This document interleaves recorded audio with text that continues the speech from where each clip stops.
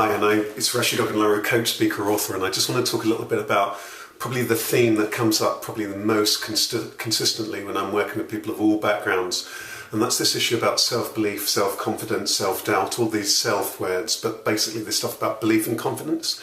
And quite a lot of nonsense is spoken actually about self-belief, self-confidence and so on. People who basically have self-confidence, self-belief and so on have an inner sense of belief. So the mistake that we make about self-belief and self-confidence is that we tend to relate it to somebody else. So when somebody says that they have low confidence or they have low self-esteem and so on, they usually are comparing themselves to somebody else. And this is the biggest mistake. The word self-belief means that exactly that, belief in self. It is not belief in some kind of an external. So the quickest way in order for you to achieve self-belief is to have that belief in yourself. It is not a belief in anybody else or in any other kind of circumstances.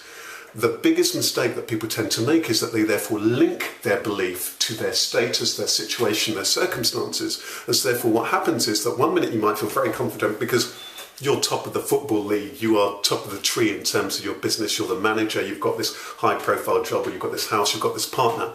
And then the next thing is that suddenly you lose that and suddenly your self-belief hits the floor. That's not self-belief.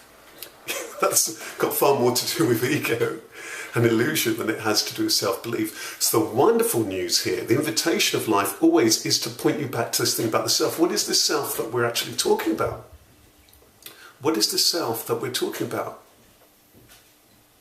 The self isn't the clothes that you wear. The self isn't the prize that you happen to be holding in your hand.